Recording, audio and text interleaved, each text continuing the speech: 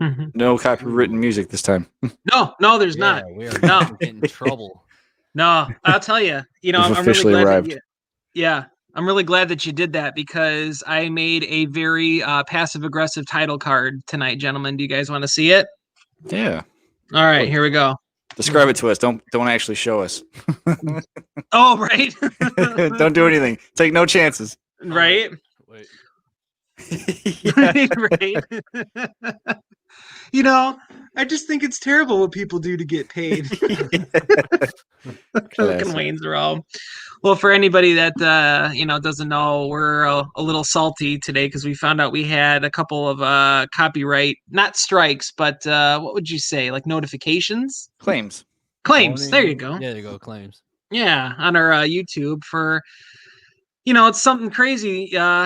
Free media, you pay for a fucking very expensive subscription for per year, and they kind of tell you, oh yeah, you can use whatever you want in your shit, and it's fine. And then you find out, and YouTube's like, no, we're just gonna change that. Does Jason and Olivia want to talk after this? They will talk with you after if I don't murder you first. Or you could find out that you're doing an interview with a band in a bar, and it just happens to pick up clearly in the Sony music rights to you. Yeah, that is pretty crazy when you think about it. Like the stuff that you used, it's supposed to be free, fair game. Is that what they call that? But and then all of a sudden you realize, like, hey, they could claim all the money that we're not making on our on the ads that we would have had. Right. Yeah, I reached out to the subscription service after I did the stuff with YouTube, and I asked them, I'm like, so how does this happen? So apparently the people that are paying for their free usage claims with this company that I use can at any time say, oh, no, we're going to take it off. But what are you supposed to do? They take it off their platform. Yeah. Why is it still on there? Exactly. That's exactly my point. And then that Moontooth one was an interview from over 2.5 years ago. How come all of a sudden now? I don't know. They're like, oh, you got 3 viewers, so we're going to look into this a little bit more deeply. Gotta get those 3 ad revenues. Yep. All right. So anyways, since I was kind of salty this afternoon at all the platforms, decided to make my own old school title cards. All right. So we got, stay tuned for Wasted Attention's live podcast on Faith No More's Angel Dust. You should have drew like a little Holmes egret on it. Little stick egret. Right. Starring Ivan, JD, and Animal. Live on Facebook, YouTube, and Twitch. Now, copyright free. I'm sure that that symbol is like claimed somewhere else, sir. You shouldn't have that last part. Yeah. I'm sure it is. You can't copyright a copyright claim. Contact us at wastedattention@gmail.com or your local dump. Somebody's got that claim too. Exactly. Brian's got the dump claim, so sorry, Brian. Please don't sue us. How you guys doing, man? You guys want to talk about some Faith No More tonight? I do. Good. I feel pretty good. Why the hell not? Right. What else are we doing, right? It's crazy stuff, man. Well, it's good to have you guys here. I know we've been talking about this for a while, so let's fucking do this. Do it, damn it. There's no more clicks. You gotta wait for the clicks. It's Faith No More's 4th album, came out on June 8th of 92 off of Slash and Reprise Records, which 92, man, that's like a really, really long time ago. I was surprised to see that they formed in 79. I remember them as a 90s band when I was right. I thought they were a 90s band. That's crazy, isn't it? I actually looked it up. I was like, holy crap. Yeah, man. Kind of makes you appreciate it just a little bit more. You know what I mean? Like, I remember I freaked out when I saw Meshuggah formed in like the late 80s. I was like, no way. They had Gent back then. Good call. Good call. Right. No, it's crazy, man. Just to kind of get into this, Ivan, like with you, saying that, you remembered it, like thought it was like a 90s band. It's like, all of us around the same age group. And, I know we all like knew of Epic and Midlife Crisis and stuff growing up, and Beavis and Butthead definitely helped a lot. But would you guys think that Patton definitely helped excel this band into what it is? Most likely. Well, I guess they would have to say yeah. I mean, I don't think you really get into his talents till like this starts to happen, like till you get to Angel Dust and stuff. But yeah, I don't know.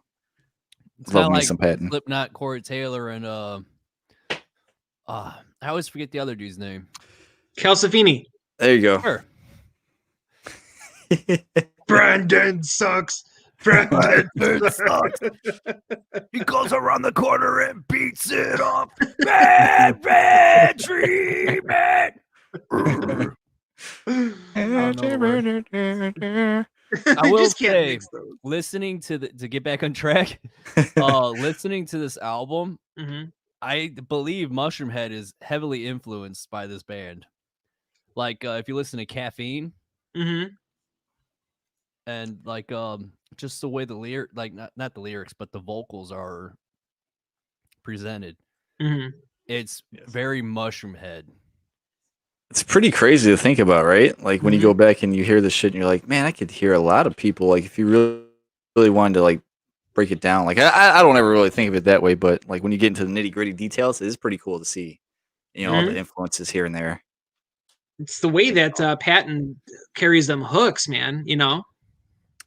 Yeah, dude, I'll tell you for sure, this album lives and dies by Patton. I'd say more so the two that came after it, more so. With Patton being the thing, but yeah, dude, like it could easily fall flat on its face for what they're trying to do with like all their avant-garde shit, just crazy for the sake of being crazy in certain parts. But yeah, it's just like it's this beautiful kind of disaster piece in certain areas. It's awesome. Yeah, man. Isn't that right, Dean? Yeah. No, man, it's co-host. Right. Yeah, no shit. That's how to do it. We get a Twitter handle for the cat, and everything will be more popular than the show. You know. Yep, that's true. we were talking about in the last episode how American Head Charge: The War of Art had a lot of Patton-y influences, and definitely we mentioned the latest Mushroomhead. That song, I have it pulled up here. I'll work waiting for it tomorrow. Yeah, what is that dude's name? The new singer for Mushroomhead. Do you guys know off the top of your head? No, not off the top of my head. But that gentleman there, he does like specific like. I'm just gonna call them Patton voices, which is cool. I think it's cool. It's nice. I was thinking the opposite. Shit. I was thinking, nothing had. You think so? Patton voices, yeah, because that one song is like, "In my dreams, I recall pieces of." I'm trying to figure out the name of it right now. Oh, dude, don't they have another guy singing with them too? I think there's like a guest vocalist doing that first verse. I don't remember. If I remember in the booklet. But Nothing does that second verse too. But yeah, I totally get what you mean. It is pretty cool, ain't it? God, that song's badass. All like I'm gonna look it up real quick. Yeah, dude, that's a fucking sweet one. When I listen to Caffeine, I hear that song. I get you. The vocals are presented. Fuck yeah. My dreams I recall. I'm gonna have that song stuck in my head all night now. Thank you. You're welcome. It's a good one. Right? Yeah, that was always one of my favorite ones off that. Yeah. It's so nitty gritty, that song, you know. It just brings you back to, it feels like an 80s song. Like what was the name of that one? New Cold we were trying. There you go, thank you. The New Cold King.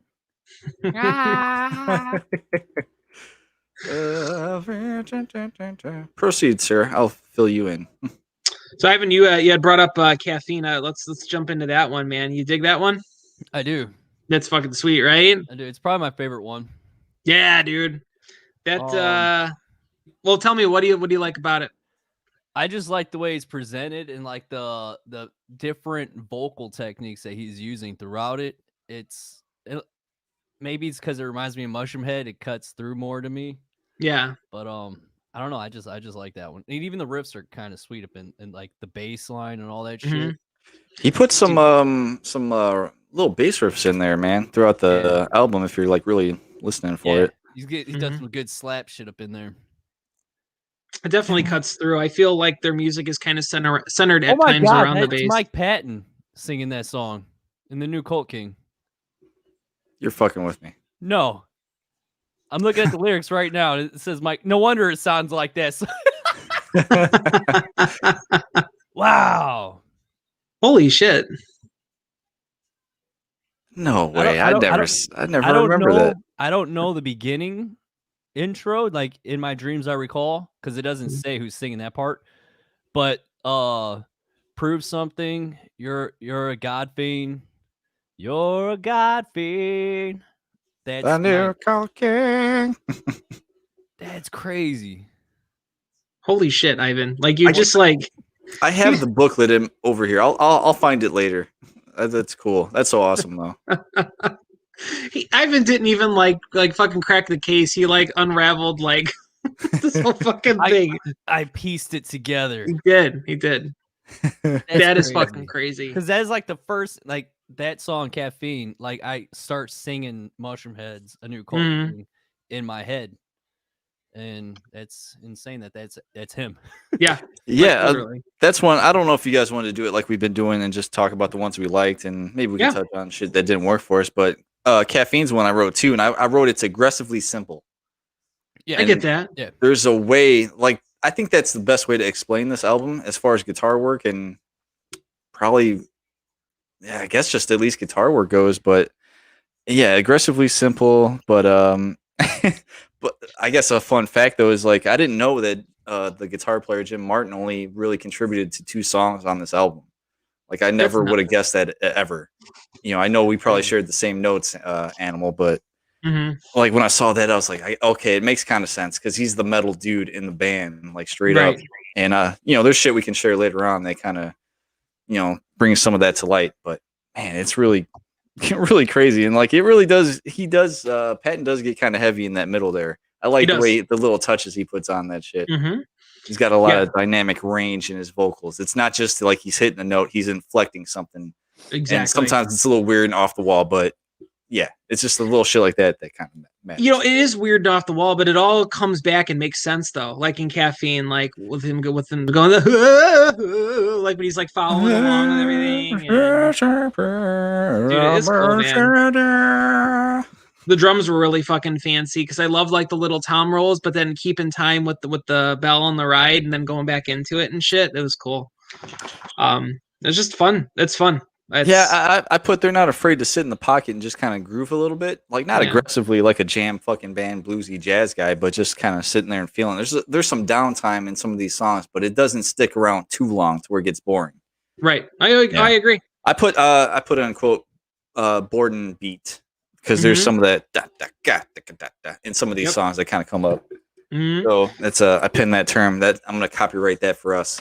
There you go, for sure. Yeah, let's do that until Mikey Board's like, no, I kind of like that. But he would point with his left hand because he's left-handed. Yeah, that's weird. Good shit. Was he riding on that cowbell during those rolls? I didn't hear. It sounds like a ride.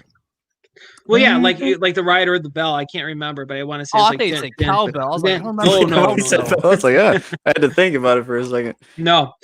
But I thought in the first verse he was just doing like on the ride, and then the second one he was doing on the bell. But it just kept it all in time, and like you didn't really have to like make anything like to kind of elaborate on your point there, man. It just kept it simple, and they have a good way of accentuating like what each other's doing without being overly complicated. And I think that's like we said with Mushroom Head, like when you got obviously Faith No More doesn't have that many fucking members in it, but when you got like 8 or 9 people in it, you all got to find your place and play off of each other's strengths and find the identity of the song and build towards that. Right. And, I don't know. That's really cool to put those pieces together. Yeah, absolutely. No, sweet, man.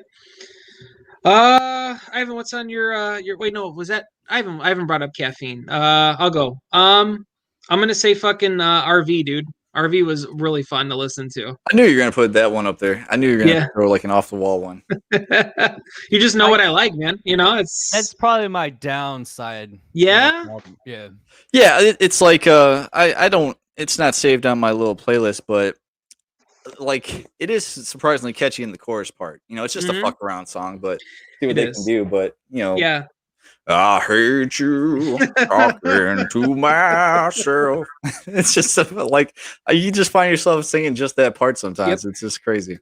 Absolutely. The lyrics are wild. And I think this is kind of like that introduction to like, we're starting to get into that pattern that we now know. You know what I mean? That doesn't really have to be bound by any specific style. Well, I wish, but you know. Dude, I was thinking about this. In that song too. Yep. Definitely. I was thinking, I don't know why this popped into my head, but I was like, Mike Patton is kind of like the musical Loki. He's just like the god of mischief, like for fucking music. I don't know why that popped in. It's just like just reading some of these like notes from the album and people talking about it, like the way he comes up with like his lyrics and like we'll get into more details as we go, but I just want to throw that out there for no reason. I get that. No, that totally makes sense. just kind of come back to it. Obviously, the piano work on it just creates like such like a different element. Like Faith No More is, they can be the jazzy, or like you said, they can be the groove, or they can kind of have this like little bluesy section, and then they have like a real like heavier part, and then they're kind of it's crazy to see like how many songs like the keyboardist kind of contributed to, like Roddy Bottom, I think is his name if I'm not mistaken, but to see him on basically almost all the songs, it's basically him and the bass player, right? And Patton contributed to about 6 of them from what I read. So man, I had no idea it was just basically the fucking bass player and keyboardist doing the shit. Yeah, man. There's a lot of like interviews like I've watched where the keyboardist is like the glue that holds everything together. And you wouldn't have ever thought it. No, never, not ever, man. I've been really watching a lot of the tour from I think like 5 years ago when they were all dressed in white with all the flowers on the stage and stuff. They look like a plantation owner from like the 1800s. Oh no, I don't know why. It's just like that's what I was thinking. I was trying to find a way to describe it, and that's the best I could come up with. I guess maybe it's just like a southern Florida. Yeah. Yeah. I remember they played Riot Fest that year, and it was just so fucking expensive, and it was right after like we had our second kid, so it was very much like, oh fuck. But that would have been cool to see. But I had a couple of friends that went, and they said that even like not even necessarily in the front, but more like so in the pit that you can smell the stage, like because it was so fresh cut flowers, and it's just funny. Like, yeah, I think that's just really cool. Also, I really like watching the BBC sessions. I don't know if you guys checked any of those ones out, but it was just them in the studio in London, and they played through like all their hits, and they just sounded really fucking good. Like the acoustics were good, and Patton was on, and it was when they debuted that Superhero song.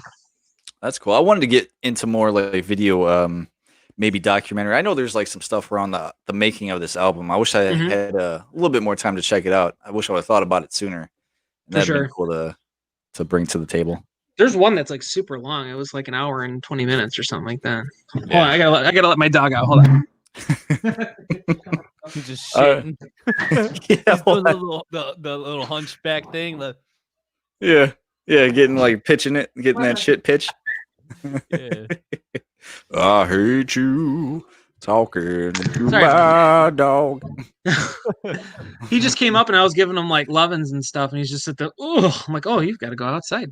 To kind of get back to RV, obviously like the whole ending part was cool. Like it almost seemed like a kind of like a story, but I like how they came back like in the second verse and Patton picked up with that everybody's staring. Yeah, like when he brought it into it, dude. He sells it, dude. Yeah, he does. He could sell a ketchup popsicle to a woman in white gloves. Thanks, David Spade. I never understood what that meant anyway, but that's cool. Dude, it's awesome. David Spade, I don't know. He's gotten funnier to me like as I've gotten older, man. Yeah, like he doesn't have to play the straight guy all the time, like the non-cool person. Yeah, exactly. But it's not Guy Blow, it's Shiloh.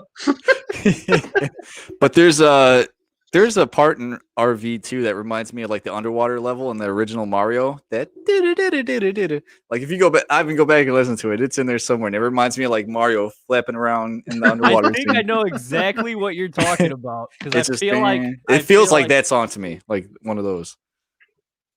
That's fucking funny. Talking to myself. Is it my go? It's going back to Ivan, but he's trying to hear the underwater theme. Dead air.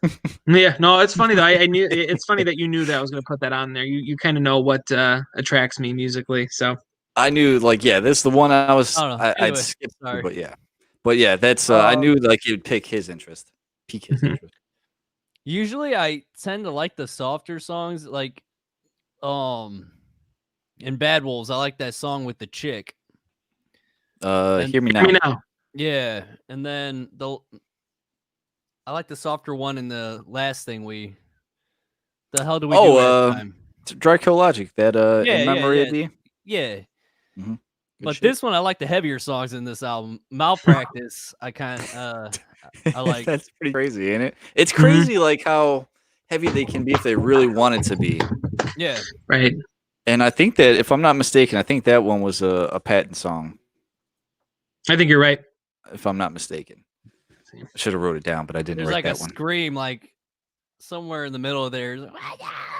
Is that the one that's like dan dan dan dan dan dan dan dicka dicka dan dan dan Yep. dicka? Okay, cool. Yeah. For some reason, I can't remember the names when I'm like in the process of doing this, and Yeah. I'm outside. I can think of anything. Yeah. I'm That's a fun starstruck. one, man. I put on that for that one, Fun Timing. That's a good ass one. I actually had that one picked as one of Ivan's potentials. I had Ivan potentials and I had JD potentials. So that made the Ivan one. Yeah. That's too I'm funny. curious, like when it's my turn, I want you to pick one that you think that would make my list. Okay. Yeah, we should have been doing that the whole time. Yeah. now that he tells us this, I was like, this is a great idea. Go with that. And we're gonna grade him this time. Yeah, right? Yeah. So which that was both of those that I said on your list? No. Caffeine wasn't on there, but Malpractice was. The next one was Crack Hitler for Ivan. Funny how he's Crack Hitler now. I don't know. It just Crack Hitler to me seemed like something that was kind of like, I don't know, like a little bit more punchy. You know what I mean? And it just kind of flowed to That one, you know, Barry White. right? That one's kind of weird because I think they wanted to kind of shade some of those funky Red Hot Chili Peppers kind of vibes. Yeah. Like I said, I got that vibe off a few of the songs. Yeah, I think they tried to shed that because I think early on, especially in the real thing, and especially with Epic, they probably got lumped in a lot with that funk metal shit that was coming up. You know, Yep. So I think obviously you got a little bit of that shit in here with Crack Hitler and maybe a part of Be Aggressive, but some of it, yeah. Yeah, but just not even like I'm talking like intensity wise, just like the actual punch. Like I've noticed that Ivan kind of gravitates towards songs that have more of that open space where the bass can obviously cut through and there's just more of a solid foundation. I don't know. Yeah. I don't know. I could be wrong. Who knows? So what you got for me then? For you, let's look here. I have two, and one of them is kind of a cheat because I know that you had posted the lyrics and shit on your Instagram, but A Small Victory for sure. That one, it's so. I put Majestic on here as a description. Yeah. There's something so soothing about it to me, Yep. but so catchy, Mhm. and it's real calming. That's another is, way man. to describe it. It's Where fun to had- sing along to. Why Yep. do I feel like that riff was using something else? Dude, it reminds me of something too. I don't know what it is, but when I Yeah. first listened to it, I feel like that's in something else too. yeah, That's this is another down part of the album for me. Yeah. the I mean, it's higher not I go. terrible, but It doesn't. It's not on his kind of flow, his feel kind of thing. I don't know. Yeah, Like it's- I said, for some reason, on this album, I gravitate more toward their harder stuff.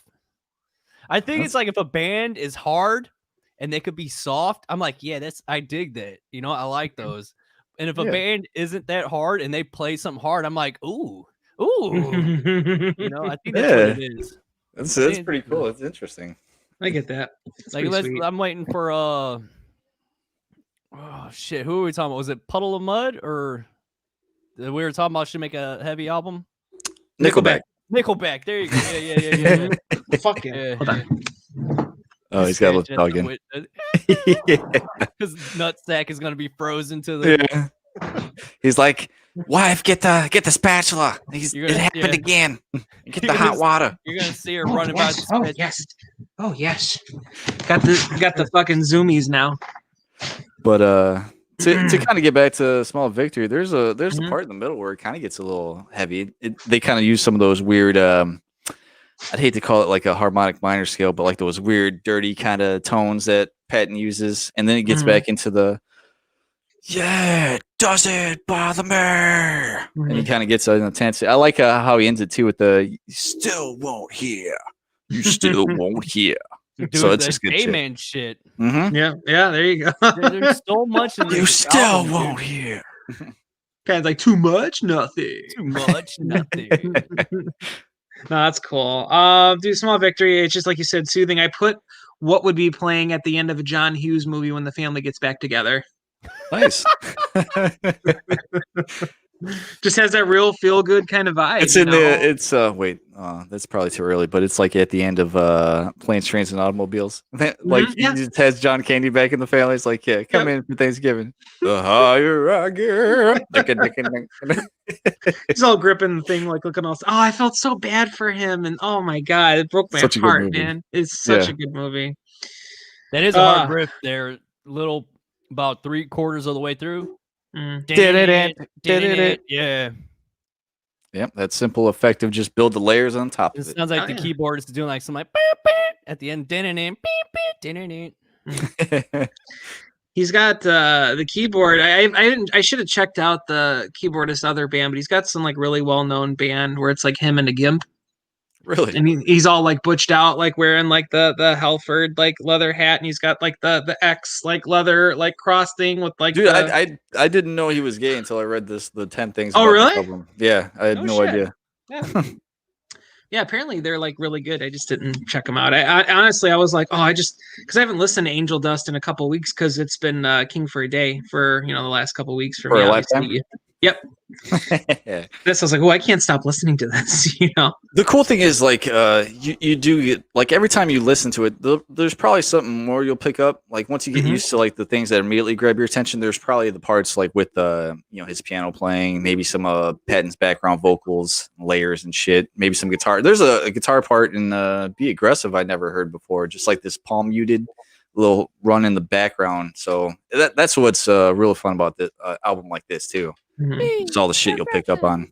Yeah, for sure. No, it's a lot, man. I was like, oh shit, that's fucking Mob Scene when I was listening to that the first time. Oh my god! Yeah. I remember back when that song came out, I even said, "Oh, it's the Olsen twins were in that song," and he fucking lied to me, but he totally got me. What? Yeah. You said that it was the Olsen twins were in that Mob Scene song from Manson. Like I don't remember Mob Scene. And then you got Richie in on it, and then he was like, "Yeah, they were also in Youth of the Nation from POD." I was like, "No." I remember we had the Olsen twins. Was it on my base cab? The picture, the Halloween costume where they're like just hanging all out. Yeah, I remember that. Yeah. Yeah, they had like little angel wings and stuff like that. Yeah. That's fucking funny, man. Angel crust on them. Oh no. That was my thing. It'd be all like I'd have to throw it away. But Small Victory, and then the other one that I had written for you, Jake, was Smaller and Smaller. That one is pretty interesting to me. It didn't make like the top of my list, but I think the biggest selling point for that one is the middle part. Yep. Where he kind of gets into that crazy Arabic kind of sound and shit. Bump. Yeah. It calms down first, obviously. Bump, gunk, and you're like, whoa, the fuck is this going? Yeah, it was very complex. Smaller and smaller. Wow. Yeah. I feel like this album was kind of made to give Patton that space to just kind of do whatever the fuck he wants to do, and he just ran with it, man. Well, it's kind of reading, like I said, reading the fucking liner notes and the Wikipedia and stuff. You find out that on the real thing, like everything was written before Patton even got there. He didn't really have much say. He's just like this, almost like a hired guy at that point, just a hired gun to kind of come in and fill the job. And this one, like I even think Borden made the comment like they had something written for this album, and then they scrapped it and just went in fresh. And there's more stuff we get into later on with the notes and details. But gotcha. Yeah. No, this is his first album to really take reign of what he wanted to do and shit. Yep. Well, you can't be in a band with fucking Mike Patton and expect him to follow a script. You know what I mean? It's not fair to anybody, Yeah. But this is a very rare thing for me to say about a band, but I do feel that the band would still be interesting if Patton wasn't in it. I still think that musically speaking, I wouldn't say I would bump them as much as I do, but I wouldn't be totally against it either. You know what I mean? I think that as a band, obviously they'd be solid no matter what. I just don't know what appeal it would have. Right. It's a tough one to kind of say. Obviously, just speculating, but man, Patton's so good to me. Like it's sacrilegious to even think about it. A lot of times, it's the vocalist that makes or breaks it. Yeah, ain't it? Like, there's so many songs that, like, after on Spotify, after your track or whatever album you're listening to is over, it plays albums that are like that. Mm-hmm. And like sometimes I'll hear something's like fucking heavy, and I'm like, yeah. And then the singer comes in, I'm like, no. It either blends into too much everything you've already heard from lesser bands that are like that, or it's just like it's just not enough. Or I totally know what you mean. Mm-hmm. It's the first thing that's gonna grab your ear, like after that riff, and it's gotta fucking keep you going. Yep. Yeah. Like Richie, I know really pushes at the drive-in, and musically they're fucking interesting, but the vocals, I'm like, oh, I just can't do it. Yeah, but you don't like Rob Halford and shit. Fuck out of here. Even like Coheed, like there's very few. I love Coheed as a band. On that one. What's up? I pass on them. Yeah, most people do. I can understand why. But he's already self-defeating. Yeah, dude, I get it. I know, but like just the music is just nuts. But there's like very few like songs where I'm like, fuck, I just can't do this, you know. But dude I used to work with, that was his favorite band. He was like, you ever listen to him? I'm like, not really. He's like, check him out, dude. So awesome. I was listening. I was like, next. Yeah, there's something about it. Like he just doesn't do anything for me. It like he fits in with like that Perry Farrell fucking Jane's Addiction type dude, like vocals.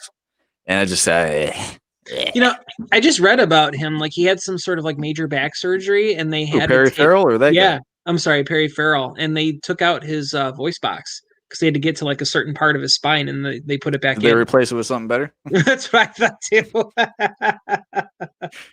It's just crazy though, man. I don't know. Dude, it's weird. Like Jane's Addiction's another one that probably gets lumped into that funk metal groovy type shit. And I've always heard good things about them. I'm sure they're a great band. I should probably I'll dive into them one day, give them a fair shake, but maybe it'll grow on me, in all fairness. I did shit on them a little bit. I've been telling my buddy Craig for like the last 10 years, like I'll give him a shot because he was like all about them. He was like around for the original Lala days and stuff.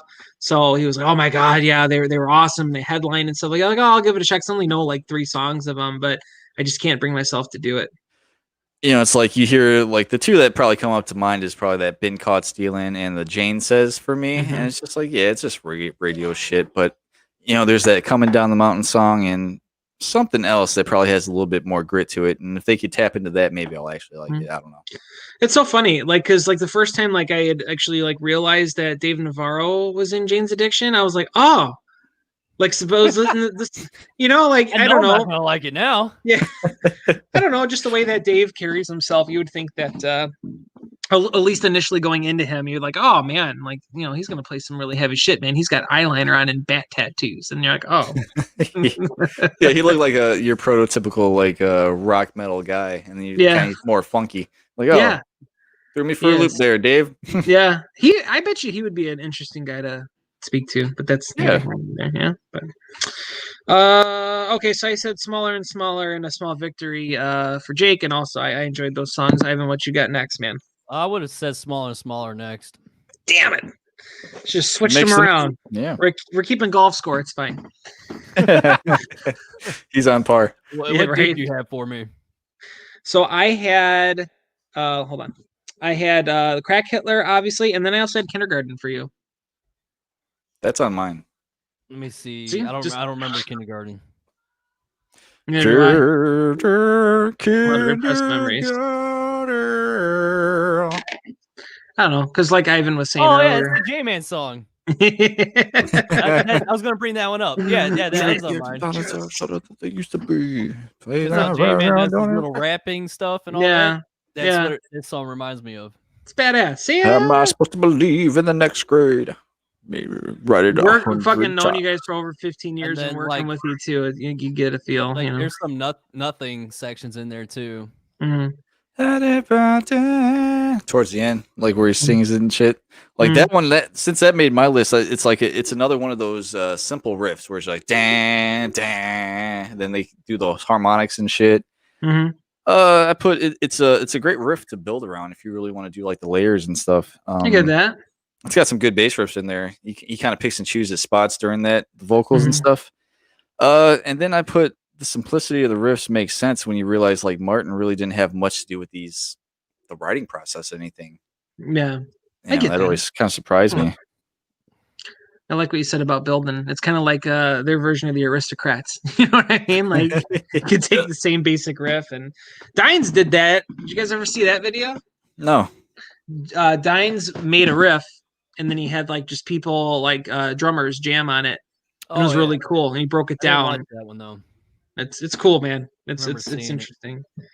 Got all sorts of different feels to it. It's just crazy what you can do with that, you know. It's really cool, like idea. I'm gonna check that out. Yeah, he's cool. He gets shit on so much, but I mean, really, the guy's fucking talented and he's funny and he has interesting ideas, you know. I don't want your sucker. Get out of here. I would laugh my ass off. He stuck it to your face and it just stays there.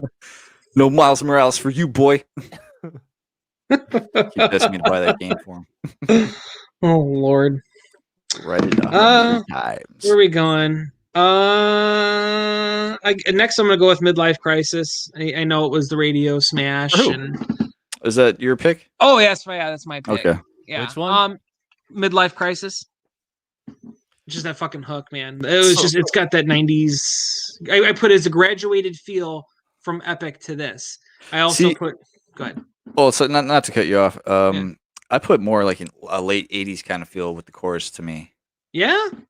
Yeah, like let me see whatever. Something about the chorus just reminds me of something from like the mid to late 80s. Maybe it's the tone. Maybe it's even the samples and just the subject, because the working title for this one was Madonna. Did you read that? No, I didn't see that. Midlife Crisis. Like, yeah, dude. Hold on. Yeah, it's in like the notes I had for the show, but yeah, the working title for this one was Madonna.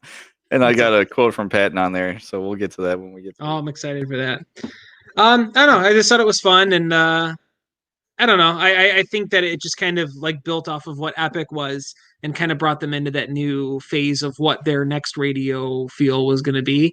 But then obviously nothing was like that after this. You know what I mean? I feel like those first two Patton albums were just kind of like, okay, this is what you guys think we are, and we're going to kind of throw in some shit here. And then after that, it was kind of anybody's game. Like Midlife Crisis kind of has like some of my favorite lyrics of the album on here. I know he kind of just goes with the flow, like stream of consciousness for most of the shit, but like one of them in here is like, go on and wring my neck like when a rag gets wet, a little discipline for my pet genius. I'm like, that's kind of cool. I like that. He's really got some cool shit, man. You're perfect. Yes, it's true, but without me, you're only you. I don't know. I like the little stuff in there. Sounds like something you would say. Dude, yeah, it's cool. I like it. Fucking A, man. Fucking A. Fucking A. Fucking A. Ivan, what you got next? Anything? Oh, I got nothing else after that. Okay. What about you, JD? So I got two that I want to touch upon. Okay. But how many you got left? Two. Mm-hmm. Ooh, okay. I'm wondering if these we'll probably have some overlap, so let's just start with it. So let's go with Land of Sunshine. Do you got anything for that one? Dude, man, it's that on your list? Yes, it's such a fucking perfect way to start this album off, man. And God, it's just like it's everything. It's like you've got this like presentation of like kind of like carefree, like we're just gonna kind of be showing you what we've got, but then boom, you just jump into that chorus and that the hook, man, just like fucking A, and then the music too, man, that fucking bass line is ridiculous. I actually didn't realize we didn't talk about that one yet because I realized we started on Caffeine because I brought that one up. But yeah, I like that song. Yeah. Hell yes. That's cool. That's all three. Seem worthwhile to you. Here's how to order. That too. Like it's just so awesome. And that like song came about because of fortune cookies and questions from the Scientology fucking test or whatever they had. I'll elaborate more on that later. Yeah, but, I can't wait for that. Please do. Yeah, the first note I really had was no Martin except for two songs, but it had a chunky tone and good riffs, some great bass lines and throughout the album, obviously. And I put there's some X-Men theme type keys in the background, like in the bridge where he's like comatose. There's like in the background, Roddy's like it's just something. Yeah, something cool to kind of look out for and check it. Oh shit, we're gonna get hit now because I mouthed it. You did it too good. No. Too good. Damn it. We're gone. We're out of here. It was nice while we tried, while we had it. Yes. 2 years is a good run nowadays. Absolutely. Comatose. It's longer than Ariana Grande had. Oh. Ooh, that one seemed like it hurt. Yeah. Oh, I'm still mad at her, but well, it's neither here nor there. So All right. Just kidding. She never called back. Never call back, man. Isn't that the chick that preacher had like an obsession over? I saw it What? on Tosh.0. There's like somebody that had like an unhealthy obsession over one of those teen pop singers. Oh. It's on a Tosh. If I could find it, I'll share it on the page. Oh, okay. That's funny. No, I don't remember that. I just know she had some catchy shit. So no. Really straight hair. Straightener, maybe? Could be. Who knows? It's black magic. Land of Sunshine, though, definitely, man. This is great. It just kind of starts like it just starts the whole album. There's no like counts or nothing. It's just like bam. I don't know. Just love, dude. It's good. I can't back you up more. Yeah. It's too good. Hmm. So All right. finish it up. I'm assuming this last one's the one on my list too. I don't know. I would hope so, but everything's ruined. Yeah, for some reason this might be like my favorite song on here. I don't Me know too. why. It's Me just fucking it's too. simple. Like this one's they kind of refer to it as the Carpenters song because it opens up with the piano and stuff. Hell yeah. I'm gonna interrupt you here real quick. Ivan, you want to say hi? Hi. Can you guys make it on the screen, or is that my job? I Huh? can't This do it. this is our first YouTube comment ever. Yeah, it is. Yup, go on, Cyan. I'm saying. In the house. See, Cyan said He's hi. like, huh? Huh? Cyan, where? Get out of here. We'll talk to her later. We'll talk to her later. We'll talk to them later. I lost my train of thought. I was pushing my son away. Talking about the ruined. beginning of the intro. I need to come back from the chat. You can't type in the chat. Go, or I'm gonna give you ringworm everywhere else. But yeah, in the verses for this one, he Patton does that like weird, like out of key note that he kind of hangs on, and that Mhm. reminds me of the stuff from some of those American Head Charge songs. Oh, Like the definitely. oddities that he puts in there. Yep. Mm-hmm. Absolutely. Just the lyrical content of it too. Like this I think it's isn't just cool. Interesting. up? I think it's like an interesting kind of take on the way they Definitely. explain it, I guess. You know, Patton, he's not one of those guys who's just like, oh, well, he can make his voice sound really cool. Like there's a lot of deep meaning there. And I don't want to hear it because I'm gonna put my fucking ears or my hands in my ears. But like Chino Marino from Deftones, sometimes he's kind of out there, but when you actually do connect with the lyrics, it's like real. He's kind of Offspring, goofy looking. Kind of cankly. But when you draw your swastikas, draw them to the right, not to the Not left. to the left. Always to the right. Dude, I fucking was in the shower like 2 weeks ago listening to that, and I legitimately laughed my ass off at the part where he's like, and just make sure that when he's talking about mugging talk show host in the bathroom, like I can't because I'm on the spot right now, but I laughed so hard. How do you hide money from a hippie? Put it on the soap. God damn, that whole ending too, it just gets way out of control. And like it paints the picture in your head, like you can imagine like Odor is coming in and just fucking he blew his head clean off. Oh my god. So good. Fucking A. But anyways, but Patton, he's got really that interesting way of telling a story, and sometimes it's really out there. Like I'm not gonna lie to you, there's a ton of songs that I can't figure out. You know what I mean? Just what he's talking about. But for this song, for me, definitely hit really close to home, at least with me lyrically. Really helped me through some fucking hard times. Like there's days where I just listen to this song on repeat. It's fucking awesome. It just really, I think it's a very big self-reflection kind of song, and basically it's kind of how you feel. You know what I mean? Like you might have a pocket full of cash and you might think that you're all big and bad and shit, but at the end of the day, you're just going to fuck everything up. You know what I mean? And I don't know. That's just at least the way that I took it. And it's about like kind of overcoming that a little bit. And it's very pretty too. Living up to expectations and shit. Mm-hmm. Yeah. Absolutely. Yeah, Man, I can't tell you. A lot of times, like I was reading that Patton just kind of goes for more the sound, just to kind of go with like his the voice and shit. Probably it's usually more. I guess I'd hate to say esoteric because usually I'd say there's a point to it, but sometimes there might not be. It's just about what sounds good or what is just to get a reaction out of you. Sometimes I think. Mm-hmm. I get that totally. Yeah, it's cool. Like him and Bottom, I think, did this one lyrically. Oh, okay. So that's kind of interesting too. Fucking A, dude. So good. And it's I look at that song a lot more different now because like of what I use was kind of like an aid to get over what I was going through. But it's just overall, it's fucking it's weird, like when you think about it, because it has such a personal meaning to you, and probably a lot of people. Like, I think it's awesome too, but it's like contradicted, like against, like it's put up against this, like so, like bright, kind of weird. I hate to think of I can't think of the word for it, but it's not like dark like that. You know what I mean? No, dude, it's not. It's kind of bright and I don't know. I but can't. Here's the thing. Here, it's there. It's dark, but you've got that light behind it. And the whole first verse when he's talking about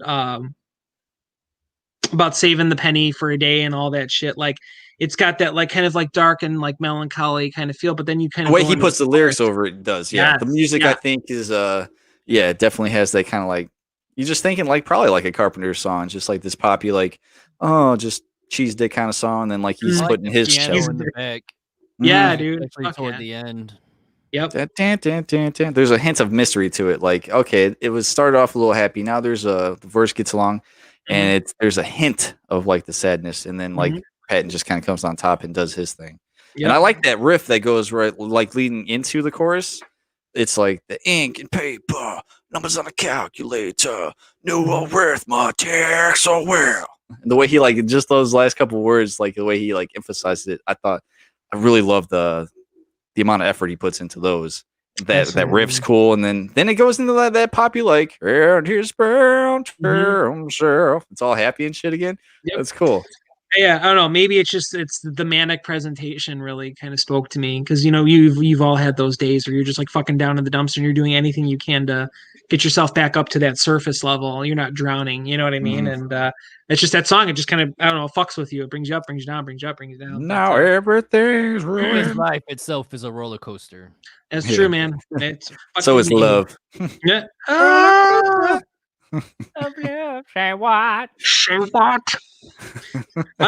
don't get me started, because fucking Mike Judge is on Joe Rogan this week, and I'm behind because really? Yeah, dude, him and one of the dudes from the Ghetto Boys. God damn it, I can't think of his name right now. Something D. I can't remember. I was never. I forget what it is. I saw that pop up. I gotta watch it too. So. Yeah. So I was like, oh fuck, and then Tom Green was on too a week before, and I was like, fuck, I need to catch up on this, but. It's what happens when you get to talk about Faith No More. So, yeah, Tom Green's living out of a van and shit. Like, I want to hear about that. In a van down by the river.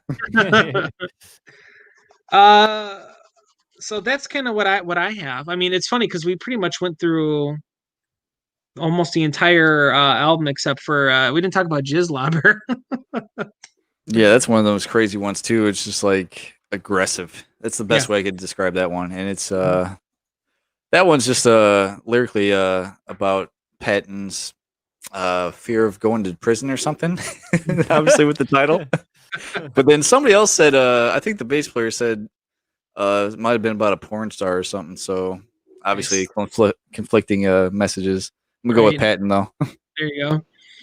Sounds like a horror movie. Yeah, it does. Jizzlobber coming soon. Oh no, straight to on demand, because you can't go to theaters.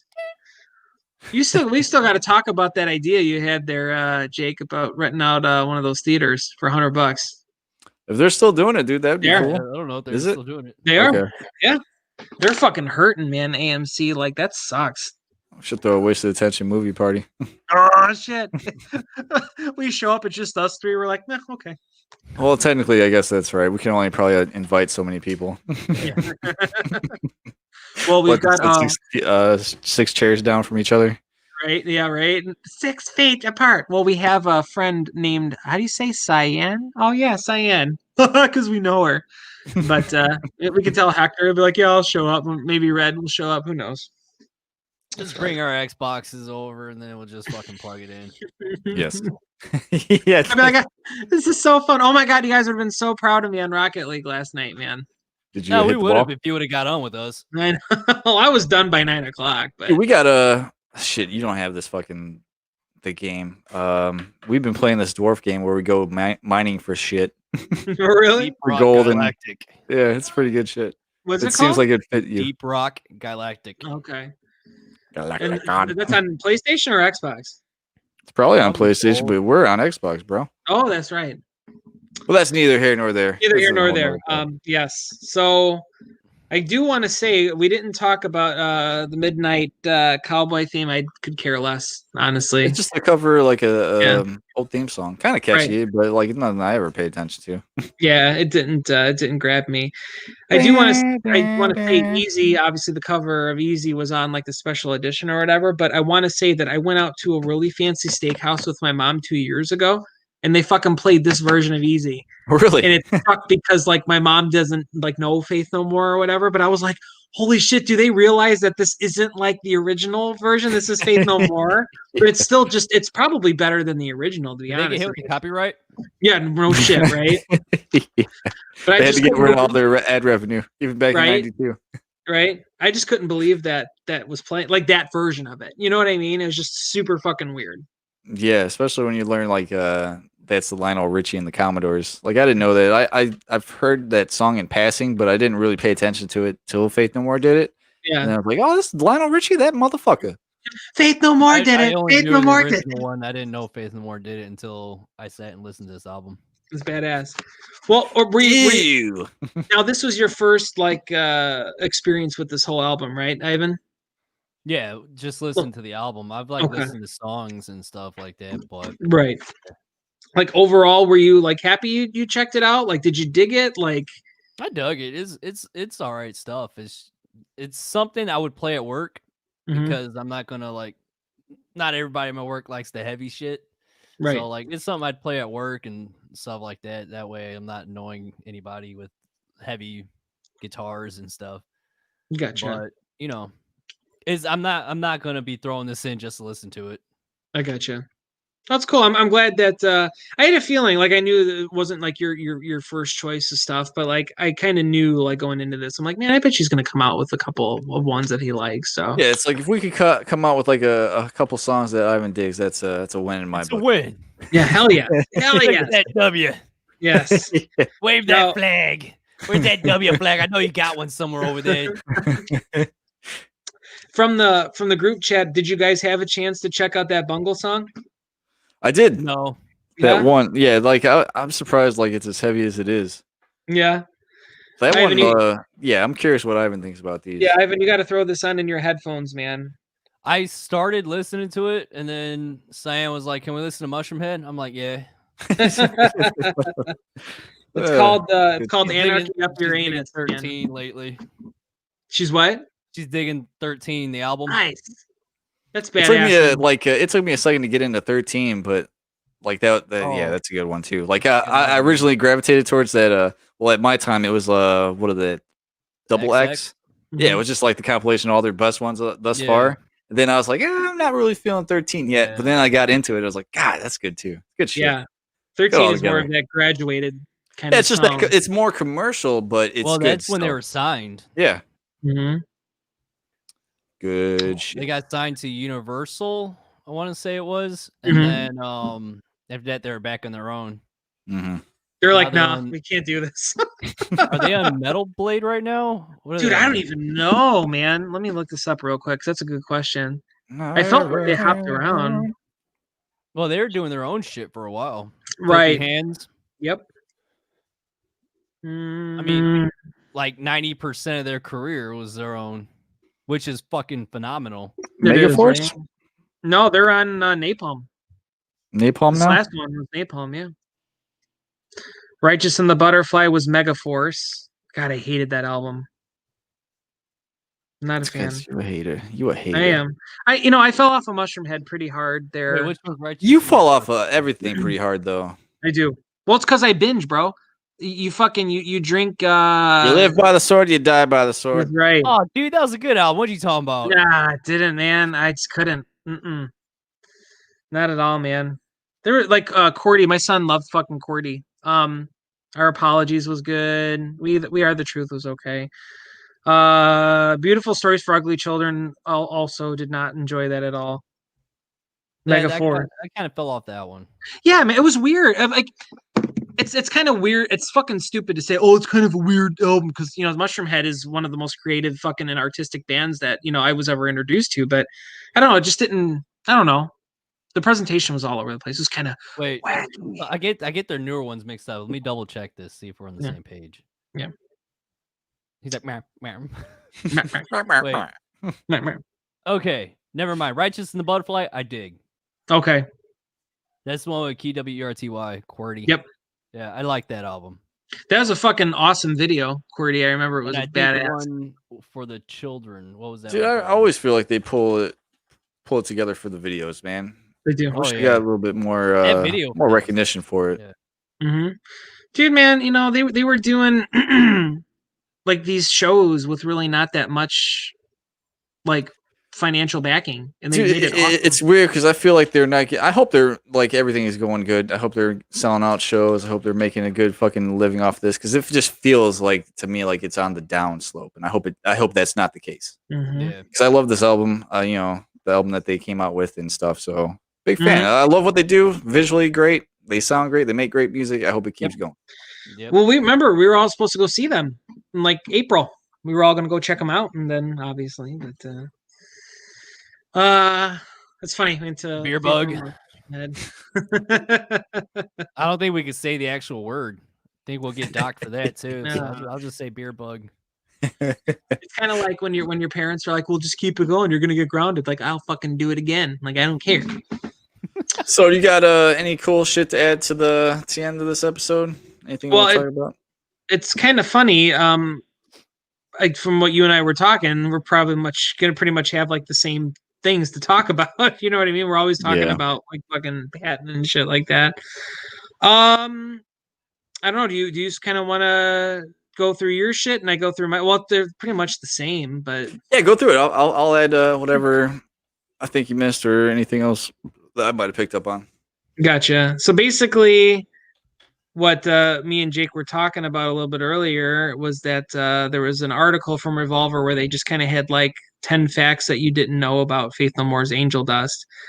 I'll just kind of run through it real quick here.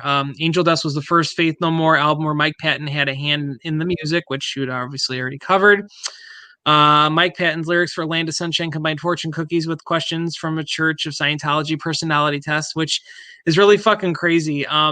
What he had said, Patton said, about bags and bags of fortune cookies and took phrases from them. He told Reflex magazine in 1992, "You're an angel heading for a land of sunshine. Pat yourself on the back and give yourself a handshake. Do you sing or whistle just for fun? Do others push you around? Does emotional music have quite an effect on you?" I don't know. Yeah, the questions were from the Scientology part of it. Yeah. Thank you. Yeah. So it's kind of wacky. Midlife Crisis, partially inspired by Madonna, and I want to go, like, after this episode's over, before I go to bed, I want to listen to that again because I didn't ever pick up on like an 80s vibe. Like I said, I picked up on building off of what Epic was, you know what I mean, and kind of along that line of what the 90s was kind of heading into. Now I want to see if I can hear that, but we'll see.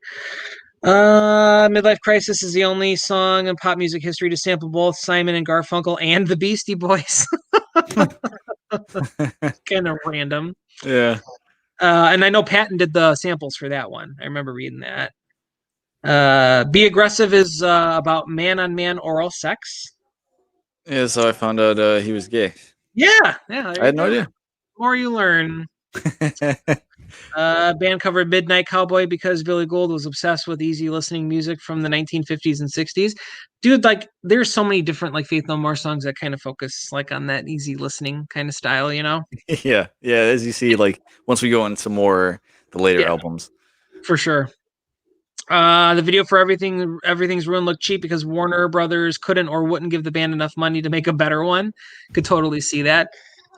It's funny. Like I remember, I can't remember which band it was. Some band on, I think it was Avenged Sevenfold, who's on Warner Brothers. I think they said something along the lines of like either they love you or they hate you, and like having such like a big like pot of money to go into. I think that's where any record labels. I heard the same thing. Roadrunner. And... Oh, for real? I guess that makes sense, right? Roadrunner. They got their money pots. Yeah, man, for sure. And you know, crazy. Ain't it? Yeah, who are they going to give money to? Of course, back in the day, like, you know, they didn't know Faith No More was going to be Faith No More. But I remember everybody was bitching when Nickelback was signed by Roadrunner. It's like, well, they're not fucking stupid. It's a business. You know what I mean? And technically, I mean, Nickelback might have made enough money to kind of cover some of these other fucking bands too. Like, I mean, I'd hate to say like you gave them enough working room for, I'm not saying like this amount of money went to this fucking band or that band, but I'm sure it kept the fucking lights on for Roadrunner, which in turn kind of helped somebody else out. Absolutely, because we all know crazy as that might seem. The two most successful bands that Roadrunner signed were Nickelback and what was the other one? Was it Slipknot? Are you talking like a? Oh, that's the other one. Okay, I thought it was like another Nickelback type band. Machine Head. I remember we were at a store. I don't want to say the store name because I don't want to get hit. but there was like Slipknot incense. An animal was like, "Does it smell like money?" Corey Taylor like heard about it. He's like, "Son of a bitch!" Didn't they end up taking that? You remember those commercials from Burger King back in the day with the "One Nation under chicken fries," and they're all dressed in the chicken fucking Didn't they get? Didn't Slipknot have something to do with that? Yeah. I was pissed off because I like those commercials and Guar. Slipknot's not the first ones to be doing this. Yeah, that's Mushroom Head. Mushroom Head. That's nuts, dude. I can't believe that shit. But anyway, yeah. Proceed, Animal. I'm sorry. It's pretty shitty, I don't know. Mushroom Head doesn't get the credit that they deserve, unfortunately. They never have. The band has almost never played Smaller and Smaller live. Thought that was pretty interesting. I'm not going to elaborate on these unless you guys want me to. I know we're already running over an hour, but Angel Dust was the last Faith No More album with guitarist Jim Martin. And Angel Dust sold. This was my fucking thing, and I wrote this down too. Angel Dust sold much better in other countries than it did in the U.S., and I could totally fucking see other countries appreciating Faith No more than America does. Well, I mean, Limp Bizkit's huge in other countries, so. Yeah, they're open to it, but would you argue that Faith No More was as big as Limp Bizkit was big in America, like in their heyday? Do you think they matched it? I don't think so. Faith No More in America? Yeah. No. Yeah. Not as much as Limp Bizkit. I remember Limp Bizkit was the shit back in the day. Fuck yeah. It was the biggest fucking thing, like them and Korn back in those days. Yep. Dude, I still fucking love the old Limp Bizkit albums. I don't give a shit when anybody says. There's some songs. Hell yeah. Wes his guitar tone was nasty, dude. Oh, I'm sorry. I didn't realize you played guitar on there. I always thought it'd be cool if Wes was in Mudvayne because he always painted his face. Yep. Yeah. Oh God! Now we're gonna get sidetracked with all this other shit. Like, dude, now I'm thinking about Mudvayne and stuff. God damn it! Did I tell you guys that that me and Robin went to go see Limp Bizkit when they played a surprise show at House of Blues, and then we lied to all of our friends and said that we were seeing a metal band? I fucking knew you guys were posed. No, I'm kidding. Yeah, dude.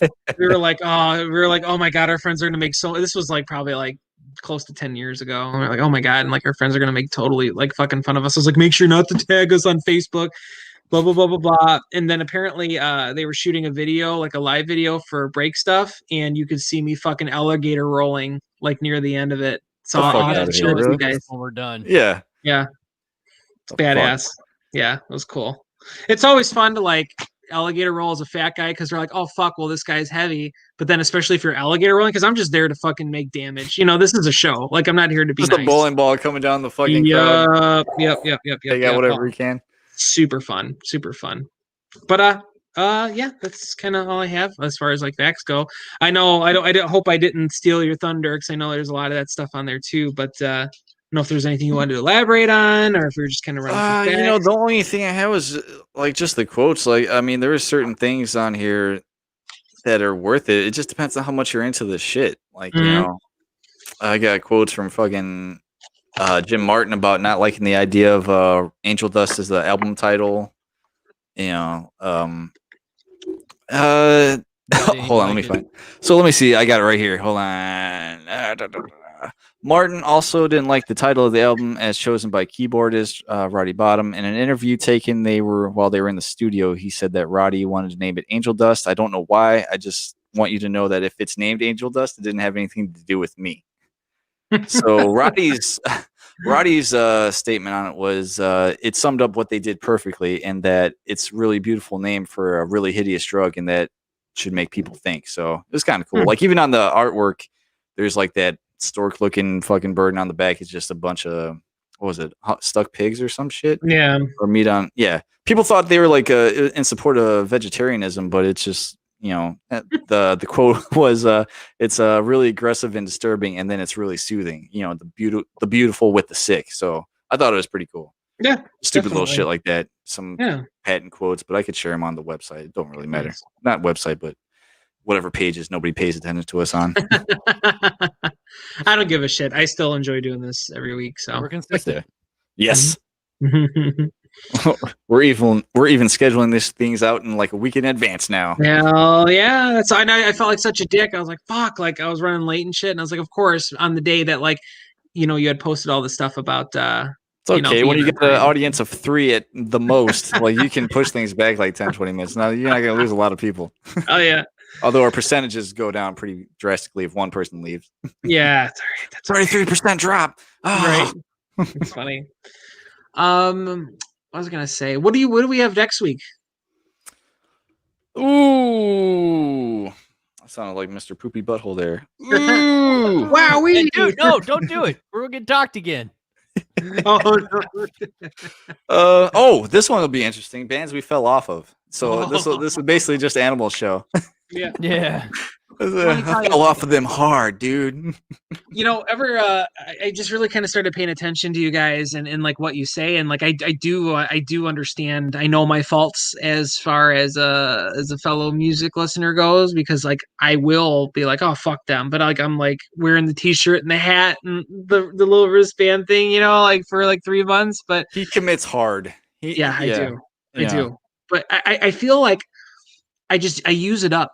I take that like fucking carton of orange juice and I just keep pouring myself glasses, and then I'm squeezing out the last little bit of the pulp. You know what I mean? And then when I'm done with it, I'm done with it. And if it didn't like hit me in my core, it's not going to be coming back again. Jesus Christ.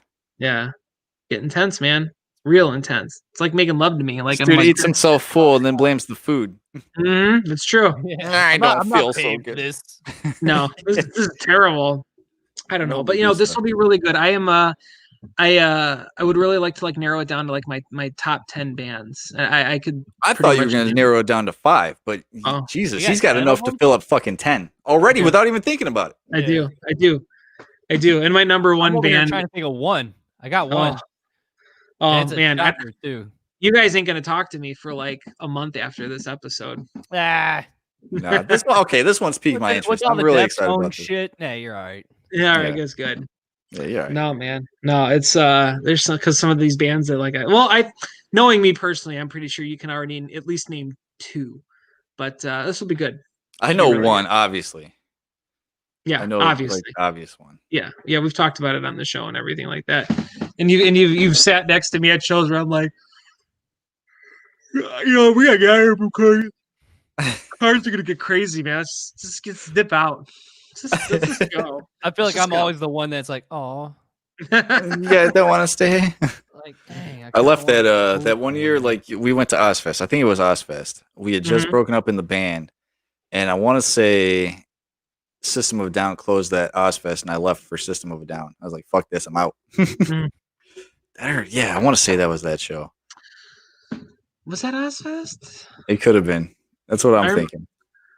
I'm really glad you didn't bring up the other one. Hold on, you're gonna still see me, but you're not gonna. It was either that or Mayhem. I can't remember. It was one of those ones, but don't talk about Mayhem. You had to come into Menards to drop my tickets off. Shut up. Stop it. No, Ozfest 2006. No, we were still together because we broke up in 2008. You and I went to Ozfest 2006 together because we were sitting in the seats for Hatebreed, and I remember Jamie was like, "Oh, that's the one we went to together as a couple, and then we just left because we didn't care about System." Okay, I got you. No, so the Mayhem is the one we had to. Yeah. Okay. Yeah, because we showed up right when Strapping was finishing, and we were pissed that we missed him. Who played last on that one then? On Mayhem? Mayhem, the last Mayhem? The one that we had that bad breakup on. Oh, that was 2009. I'll tell you who played. Was it Slipknot? No. 08. That's right. Yep, you're right. No, it was January of 09. Yep, this was This was Mayhem 2008, so this was fresh off of us breaking up because it was Machine Head closing out the second stage. Then on the main stage, it was Mastodon, Dragon Force, Disturbed, and Slipknot. Yeah, I left for Slipknot. I took off. I was like, I'm not dealing with this. We're not gonna. Well, this is a good episode. I don't want to talk about. No, it's all right, dude. I'm laughing. I don't know why you're not laughing about it. Obviously, this story has a happy ending. Than you did, you jag off. What? I had it worse than you did, you jag off. Why? What? With what? Were you at the show? No, I was booted before you were. I was the one booted. You quit. Yeah, he sure fucking did. I did. It's going through a lot. All right. Now we got to talk about it. Now we decided like bring in one of your doctor friends and we could talk about other problemms and we'll make this an episode. I don't know. I could come if we ever like decided to like actually sit down and talk about things. I'd feel comfortable. You notice that? I have terrible anxiety. I have terrible anxiety about it. But no, I mean I get it. I just equate it to being stupid kids. You know what I mean? We were young, egos. We had. It's not like we're that much smarter as adults. We just have more experience. I don't think that we would like make a stupid decision. I don't think that the influences of what caused those decisions would have happened now. Yeah, but you know, exactly. So I don't know. But yeah, no, that was terrible. Then I didn't see any of you guys for 10 years. I saw Ivan in a parking lot with Red when he was going to target practice, and then JD we hung out at Five Guys. Yeah, yeah, that's true. Like, yeah, cool. I don't know how, but like, didn't we have something on Facebook for a second? Mm-hmm. Like, something got brought up, and I was like plunging that toilet, and you took me seriously, or more serious than you should. Yeah. I'm sitting here plunging the toilet, dude. Calm down. It's all right. I'm not that mad. I get I'm more it, mad but at like, this turd than you. But you didn't like it's like. Of course not, though. Like that's why you slapped me in the first place. That initially. That's why we had that breakdown all the way back then. Yeah. It's like, I don't know why like you take me so seriously sometimes. I think it's just it's really offensive to me actually. Now that I think about it. It's my personality. You know, like, does anybody like me yet? You know what I mean? Like when you have like your brothers, like, you know, busting your balls and shit, and I think you just get Jake to the point. Right now. Yeah, right. Yeah. I don't know. I would never do that again, obviously, but it was tough times. You wouldn't have the chance, sir. Right? That was so bad. It was so bad. And then Armageddon happened out on Lawrence Avenue, tipping over cars and shit, and we're playing our fucking music, and no one was paying attention. Was that show? Yeah, that was where the riot broke out. Yeah. It sucked because I couldn't talk. I didn't like. I was talking to Ivan and Red and Brian about it, but I couldn't talk to Jake about it. Like, dude, did you see that? Because we weren't talking. I'd have flipped him over one of them cars or something. Yeah, that was bad. Oh, so bad. I was like, oh, I'm never gonna see this guy again. It was like one of those things where, like, when it happened, you're like, what did I just do? Oh, like I was confused too. That's why it took a second for like Ivan caught up quick, dude. Like he was right on top of it, dude. Like if I didn't have that 5 seconds of like, what the did he mean that seriously? Yeah. Like Ivan knew, like he knew. I don't know. Yeah, he did. Luckily, Ivan was there, man. Yeah, the other two would have just sat there with their awkward smiles, just like. Red would have been looking at Brian like. And Brian would just laugh. He don't give a shit. He didn't care. Hey, just don't mark up the car. You know, don't scratch it or nothing. Right, and then a fucking tree fell on it. Yeah. Remember we thought that show was so important. Like we're playing in Chicago. You know, like we got connections, and that band was signed or going to get signed, and then nothing happened ever. Yep. That's the thing, man. You're just kind of chasing that nut. You know what I mean? And any chance you can, and. I think we were kind of all at that point where we were just kind of like fed up with like being promised this and me in the context that we did, or that would bullshit me or catfish me, and I'd get you guys all hyped up and stuff like that. And but you know, you're fucking did you meet some of those people in the first place. Like, Strax. Strax. Did you meet Neon at Strax? I met Neon at Strax. I did. That's how we I was carrying out his groceries, and I was putting his shit in the car. And on his little mirror, he had all the fucking the little passes, like the show passes and tour shit. Mm-hmm. And there was like a damage plan one. There was like found out he bought them online afterward. Yeah, right. But he scared me though. He scared me. Of course, he scared you. But no, I just you know me, man. I'm the social butterfly, and I just kind of inserted myself into any position to try and get us any type of exposure because MySpace wasn't really fully up to its potential at that point, and we didn't have really any other means of anything. It was Well Water Kool-Aid and Tomorrow Has Arrived, and I ain't talking shit about any of those bands because half of the shows we're on were because of those people. So yeah, that's true. Fucking for A. sure. Yeah, it was fun. It was fun. Good Yeah, times. We'll have to have a reminiscent party. Yeah. Dude, I do this shit at work, man. I'll get to talking, and I'm like, let me show you guys some videos. Oh no! I'm like the grandparent with all the pictures, Yeah, dude, we should set that up. If you guys got the videos, we could probably pop some of those on, or I could share them. Like we got those. I got it all on tape still. I don't have anything to pull it off of because my camcorder broke. I got those little tiny fucking Because we could, even if nothing else, we could always go back to those old videos we have on YouTube and just sit there and react to our own fucking stupid fucking videos. Well, we'll get docked for that. No. Yeah, that dude from Dragon Force got docked for that with his own shit. Yeah. And there's people covering those songs that are like, eh. Yep. But we can cover Sex Type Thing, and Sony asks us to take it down. I bet you I got some claims on mine. I meant to check it. Yeah, I know I did a cover Kill Switch and stuff. So, oops. It's funny. We just can't. We can't show the audience our Popeyes video. Yeah, that's for us. Burn it. Burn it. So funny. That's like, and the thing that sucks about that video is that there's a lot of really, really fucking funny shit. I don't know, man. We just cut out that part. Yeah. There you go. You got our trip to fucking the local Wendy's, like where I'm fucking stacking chicken strips on top of my chicken sandwich. Hell yeah, we are.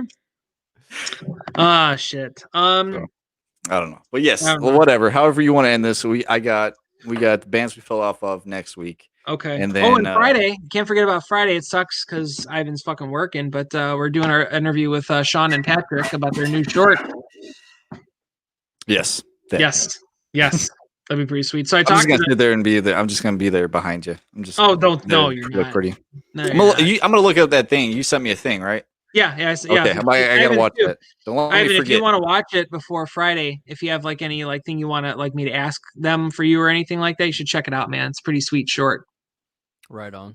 Fucking right on. But yeah, I'll send it through. I had talked to Patrick and Sean before the show tonight, and they were asking like, what were you thinking? And I was like, well, it's just gonna be me and Jake, and I was thinking about just us watching the short together and just kind of like stopping it, kind of like a live director's commentary thing. Like stopping and going. I don't know. You don't want this channel to succeed, do you? Why? We're just gonna react to everything, huh? Yeah. We're gonna talk to the guys that are gonna copyright claim us. Well, you guys react to my bullshit all the time, so. All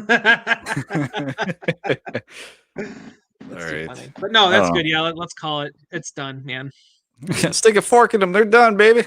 Fork, hell yeah, yeah. Some people got to get up at 3:30. Sucks. I still want to talk to you guys though. I know. Well, let's end it here, and we'll talk for a few minutes off.